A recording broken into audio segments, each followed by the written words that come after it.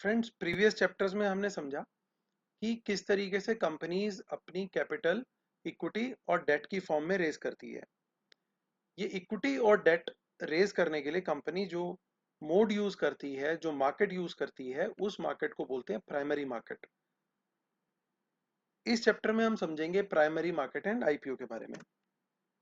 सो basically primary market और IPO क्या होता है?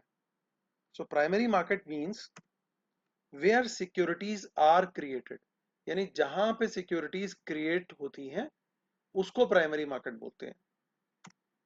दूसरी लैंग्वेज में इसे समझते हैं, कंपनी सेल और इशू न्यू शेयर्स। यहां ध्यान देने वाली बात है new word.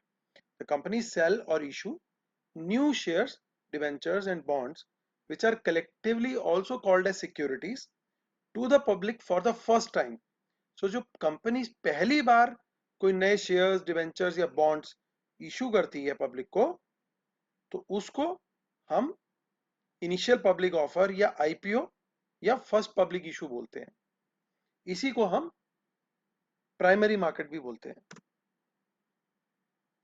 It provides an opportunity for investors to buy securities directly from the companies, यानी इन्वेस्टर्स डायरेक्टली कंपनी से सिक्योरिटीज खरीद सकते हैं। So companies bring out further public offerings which are also known as FPOs or rights issue to the existing shareholders। So primary market में companies अपने existing share holders को भी further shares issue करती है, इसको फर्दर इशू भी बोलते हैं, और कुछ फर्दर पब्लिक ऑफरिंग्स भी लेके आती है। तो ये भी प्राइमरी मार्केट का ही हिस्सा माना जाता है, क्योंकि यहाँ पे भी सिक्योरिटीज डायरेक्टली कंपनी से इन्वेस्टर्स को बेची जाती हैं। ये कॉन्सेप्ट हमारे को प्राइमरी मार्केट का समझना इसलिए जरूरी है क्योंकि कोई भी कंपनी जो स्टॉक एक्सचेंज पे लिस्ट होती है और ट्रेड होती है, उसके शेयर्स ट्रेड होते हैं। फॉर एग्जांपल रिलायंस के आज शेयर्स ट्रेड हो रहे हैं स्टॉक एक्सचेंज पे, तो ये समझना हमारे लिए जरूरी है कि कभी ना कभी इसका आईपीओ आया था।